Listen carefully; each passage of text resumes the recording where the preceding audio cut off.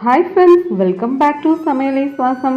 இன்றைக்கி நாம் வாழைத்தண்டு பொரியல் ரெசிபி தான் பார்க்க போகிறோம். இந்த வாழைத்தண்டில் நிறைய ஹெல்த் பெனிஃபிட்ஸ் இருக்குது. கிட்னி ஸ்டோன் ப்ராப்ளம்லேருந்து நிறைய ஹெல்த் இஷ்யூக்கு இது மருந்தாக இருக்குது. இது எப்படி பண்ணலான்னு பார்க்க வாங்க வீடியோக்குள்ளே போகலாம். அதுக்கு நான் ஒரு பீஸ் அளவுக்கு வாழைத்தண்டு எடுத்து வச்சுருக்கேன். இப்போ நம்ம அதை எப்படி க்ளீன் பண்ணலான்னு சொல்லிட்டு ஸ்டெப் பை ஸ்டெப்பாக பார்க்கலாம் வாங்க. ஃபஸ்ட்டு இந்த மேலாவில் இருக்கிற தோல் இந்த மாதிரி உரித்து எடுத்துக்கலாம். அந்த வலுவழுப்பாக இருக்கும் அந்த தோல் பார்த்திங்கன்னா இந்த மாதிரி உரிச்சா வந்துடும். அந்த அளவுக்கு மட்டும் நம்ம உரிச்சா வர்ற அளவுக்கு மட்டும் பார்த்திங்கன்னா நம்ம மேலே இருக்கிற தோல் எடுத்துக்கலாம். இது ரொம்பவுமே லேஸாக இருக்கும். அது நமக்கு நான் பார்க்கும்போதே தெரியும். இந்த அளவு நல்லா உரித்து எடுத்தாச்சு. இப்போ இந்த உள்ளே இருக்கிற பார்ட் நம்ம எப்படி க்ளீன் பண்ணலான்னு பார்க்கலாம். கட் பண்ணி இந்த மாதிரி ரவுண்ட் ஸ்லைஸஸாக நம்ம ஃபஸ்ட்டு கட் பண்ணி எடுத்துக்கலாம். அப்போ தான் நம்ம கட் பண்ணும்போதே பாதி நார், இந்த நார் மாதிரி வரும் வாழைத்தண்டில், அந்த பாதி நார் நமக்கு க்ளீனாகி வந்துடும்.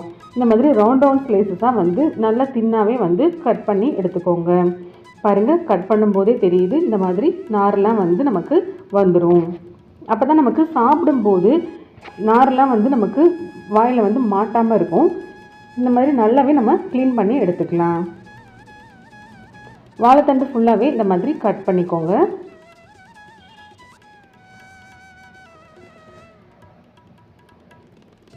இந்தளவு ரவுண்ட் ஸ்லைஸாக கட் பண்ணி வச்சாச்சு. இப்போ ஒரு பாத்திரத்தில் தண்ணி எடுத்துக்கோங்க. அதில் மஞ்சத்தூள் போட்டு வச்சுருக்கேன். இது இருக்கட்டும். நம்ம இப்போ எப்படி இதை கட் பண்ணலான்னு பார்க்கலாம். இந்த மாதிரி ரவுண்ட் ஸ்லைஸே இந்த மாதிரி குட்டி குட்டி பீஸஸாக நம்ம கட் பண்ணி எடுத்துக்கலாம். பாருங்கள், இந்த அளவு குட்டி குட்டி பீஸாக கட் பண்ணி எடுத்துக்கிட்டோம்னா அதில் இருக்கிற நார்லாம் எடுக்கிறதுக்கு இன்னுமே நமக்கு சுலபமாக. இப்போ நம்ம கட் பண்ண வாழைத்தண்டு எல்லாமே அந்த பவுலில் வாட்டர் கட் பண்ணி எடுத்து இந்த பவுலில் போட்டுக்கலாம்.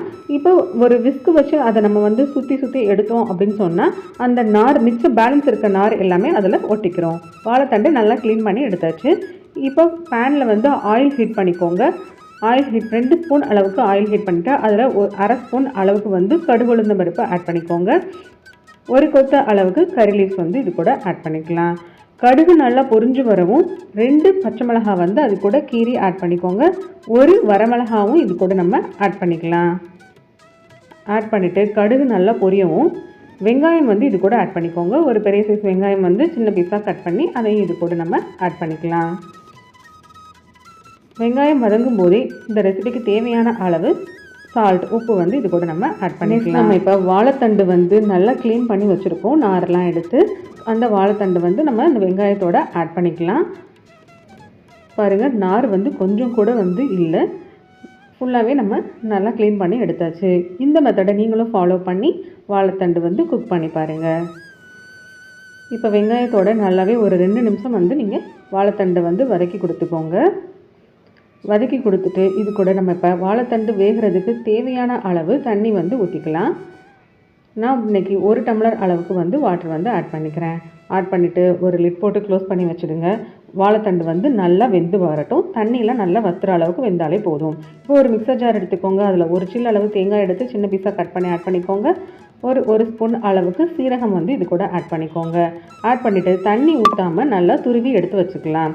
பாருங்கள், வாட்டர்லாம் நல்லா வற்றி வாழைத்தண்டு வெந்து வந்துடுச்சு. இப்போ நம்ம துருவி வச்சுருந்த தேங்காய் பூவை மலைச்சாரல் மாதிரி நல்லாவே தூவி விட்டுக்கோங்க. தேங்காய் நிறைய ஆட் பண்ணும்போது வாழைத்தண்டோடு சேர்த்து கடிபட்டு சாப்பிடும்போது ரொம்பவும் டேஸ்ட்டாக இருக்கும். நீங்களும் இதே அளவே தேங்காய் ஆட் பண்ணி பாருங்கள். வாழைத்தண்டு பொரியல் ரொம்ப டேஸ்ட்டாக இருக்கும். வாழைத்தண்டு பொரியல் பிடிக்காதுன்னு சொல்கிறவங்க கூட விரும்பி சாப்பிடுவாங்க. அந்த அளவுக்கு டேஸ்ட்டாக இந்த வாழைத்தண்டு பொரியல் இருந்துச்சு.